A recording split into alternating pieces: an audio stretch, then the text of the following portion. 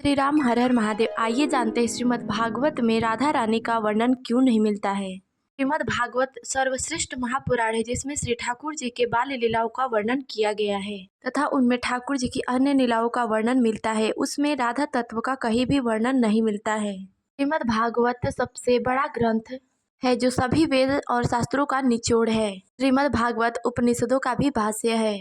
इसमें श्री राधा रानी का वर्णन क्यों नहीं है, ऐसा कहना बिल्कुल गलत है। ये वही लोग कहते हैं जो कि अज्ञानी होते हैं तथा जिन्हें मूल रूप से श्रीमद् भागवत का अर्थ नहीं पता होता है। ये ऐसा वही लोग बोलते हैं। राधा जी का नाम भागवत में भरा पड़ा है। राधोपनिषद में श्री राधा रानी का 28 नाम बताया गया है, जिनमें से एक नाम श्री है, एक नाम रमा है तथा एक नाम गोपी है। इसी प्रकार ब्रह्म वैवर्त पुराण में भी श्री राधा रानी के 16 नाम बताए गए हैं। इनमें राधा, वृंदा, योग माया इत्यादि नामों का वर्णन मिलता है। श्रीमद् भागवत महापुराण में श्री राधा रानी के कई पर्यायवाची नाम आए हैं। जिस प्रकार मेहंदी का पत्ता हरा होता है लेकिन जब हम उसे लगाते हैं तो वह अपना लाल रंग छोड़ता है, जबकि वह लाल रंग पत्ते पर दिखाई नहीं देता है। इसी प्रकार राधा परम गूढ़ तत्व है। किसी भी साहित्य में पात्र का 2 नामों से निरूपण किया जाता है। पहला है अभिधा से तथा दूसरा है व्यंजना से। अर्थात अभिधा का मतलब होता है सीधे सीधे किसी का नाम लेना तथा व्यंजना का अर्थ होता है इशारे से किसी का नाम लेना। इसीलिए श्रीमद् भागवत में श्री राधा रानी का नाम नहीं है, यह कहना बिल्कुल भी गलत होगा, क्योंकि इसमें व्यंजना से श्री राधा रानी का नाम लिया गया है।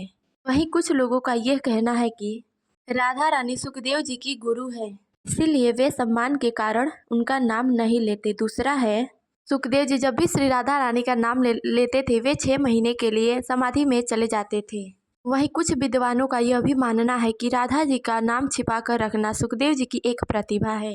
भागवत में सर्वोच्च विषय राधे श्याम का प्रेम है और राधा उस प्रेम का साक्षात रूप है। इसलिए श्रीमद् भागवत जी में श्री राधा रानी का नाम का वर्णन सिर्फ व्यंजना के द्वारा ही किया गया है, अर्थात उनके पर्यायवाची नामों द्वारा इशारों से ही किया गया है।